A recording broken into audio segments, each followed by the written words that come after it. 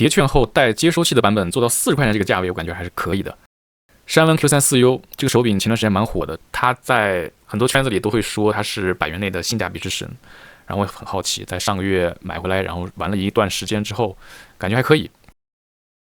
首先说体感 ，Q34U 是有一个6轴的陀螺仪，这也是我没有选择启明星的点。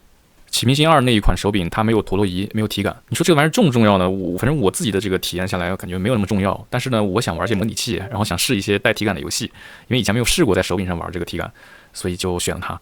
如果你对这个功能无感，就完全没有必要为它付费。我给大家贴一些这个模拟器上使用 Q34U 的视频。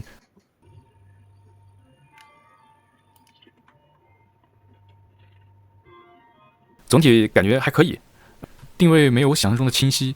有时候你的这些细微的这个调整，它在这个手柄上没有办法反应，有可能是我的设置问题。第二，再说一下它这个扳机键 ，Q34U 的这个扳机键是非常短的。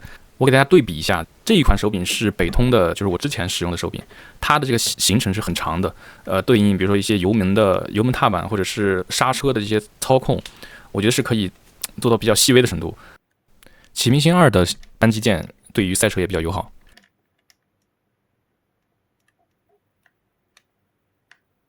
行程短的手柄，小手这么一搭，轻轻一按，油门直接到底，一些精细化的操作就会相对有一些难度。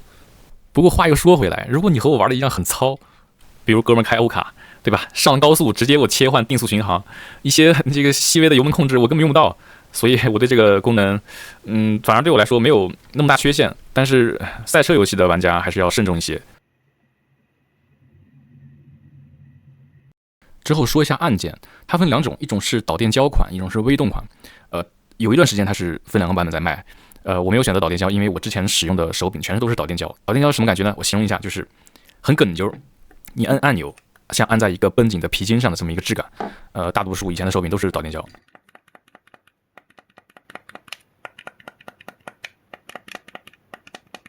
微动就是鼠标，哒哒哒的声音非常反馈很清晰。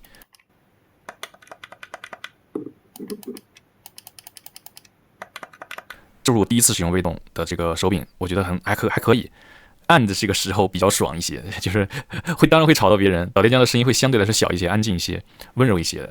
这个微动就会很刺激，看个人选择。然后续航。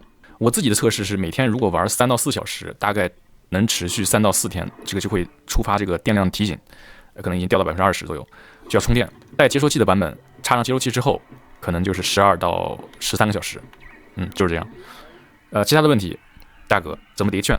首先你要先把它加入购物车，然后点收藏，平时高强度搜索这个 Q34U 这个关键词，然后系统就会识别到你，这个时候要注意这个开屏广告，各类软件的开屏广告，包括小说，包括豆瓣，包括酷安，包括反正是你能刷到的所有软件，你都要注意这个广告，因为它就会给你弹。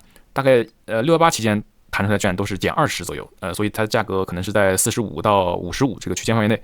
618结束反而给了很大的券，比如说60减30，我没有拿到那个券，我拿到的是减20的这个券，加接收器版本可以做到39，40块钱这个价格，没有接收器，只有蓝牙版本。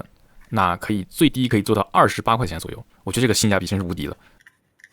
最后聊一下品控问题，买之前我就在各种评论区看到这关于 Q34U 的这个品控反馈，比如说摇杆漂移、方向键回弹，和这个震动马达有问题，然后再加上这个什么备件，反正我觉得就说没辙，就性价比，然后牺牲一些这个品控就很正常。就像一些蓝牙耳机，小厂原道性价比之神。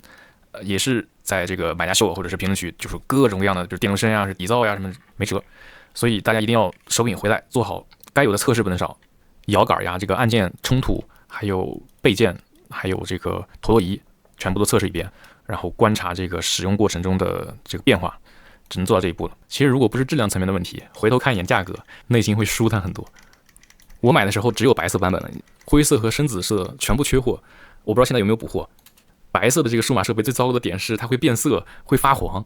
如果你知道怎么避免或者怎么清洗这些黄渍，可以打在评论区。如果你和我一样，就总能把这个白色的数码设备盘黄的，最好还是买一个灰色和紫色的。